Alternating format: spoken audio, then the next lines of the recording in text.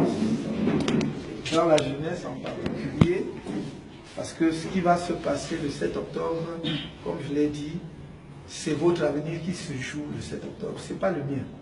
C'est votre avenir qui se joue le 7 octobre. Et la question c'est, est-ce que nous allons saisir cette chance et cette occasion historique de bâtir, d'être les artisans de notre propre avenir, de mettre sur les rails pour lui donner l'orientation. Et de vous voir aussi nombreux ici me fait un grand plaisir. Je sais que ce n'est pas facile pour vous, la tâche notamment effectivement sur les réseaux sociaux. Oui, sur les réseaux sociaux, parce que je sais que le niveau des attaques que nous subissons est sans précédent dans l'histoire. C'est vrai, exactement. Exactement. Et comme je disais tout à l'heure, ceux qui feront les recherches sur cette période de l'histoire de notre pays seront étonnés, se poseront les questions, mais enfin, qu'est-ce qui s'est passé?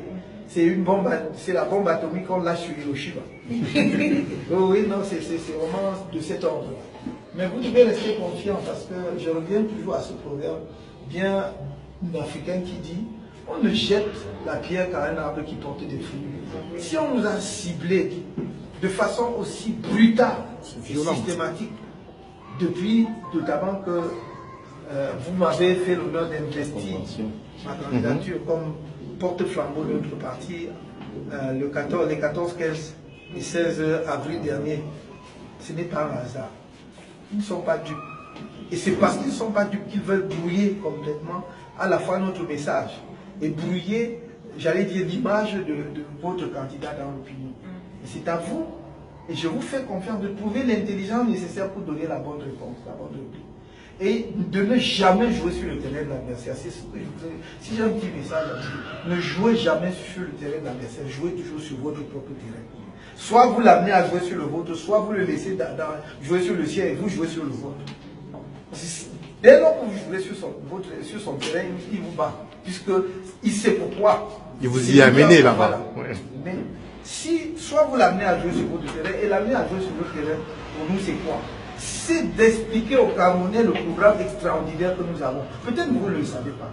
Le programme politique que nous avons a été élaboré en plus avec la contribution extraordinaire des Camerounais qui ne sont pas du MRC, aussi bien nationaux que de la diaspora. Pas plus tard qu'hier, je recevais encore des papiers alors que nous avons pratiquement bouclé le programme depuis.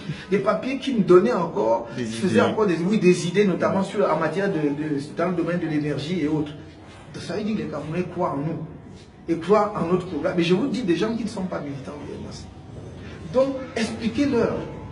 Le programme officiel vous sera communiqué parce qu'il est quand même différent de notre projet de société. On parle du projet de société, mais on l'a étoffé et décliné en programme, en chantier. C'est-à-dire, donc, c'est des chantiers, c'est ce que nous allons mettre en œuvre. Et je peux vous dire, mes chers camarades, soyez confiants. Pourquoi? Parce que je crois que nous sommes peut-être le seul parti au Cameroun qui, si on le met au pouvoir, sait ce qu'il va faire dès le lendemain. C'est-à-dire, c'est pas qu'on va arriver, qu'on va commencer à se dire, on fait comment. Je vous assure, nous avons un programme bien étudié, réalisable. Donc, ça, c'est la première chose, sur le plan du programme. Le deuxième, c'est que vous avez un bon porte-flambeau. Vendez-le. Non, non, on a confiance, on a confiance, on a confiance. On sait. Vous avez un bon porte-flambeau. Et vous ne devez pas en rougir. Parce que souvent, nous mettons notre drapeau dans la poche, mais il n'y en a pas deux sur la scène. Ils sont jaloux. Ils sont jaloux, président. Ils sont jaloux. On sait. Et avec ça, travailler pour que nous reprenions notre pays, qu'on le mette sur de bons rails. Mon objectif, et les gens de ma génération, c'est d'essuyer. J'allais dire, excusez-moi le terme, mais comme vous enregistrez, pas utiliser le terme.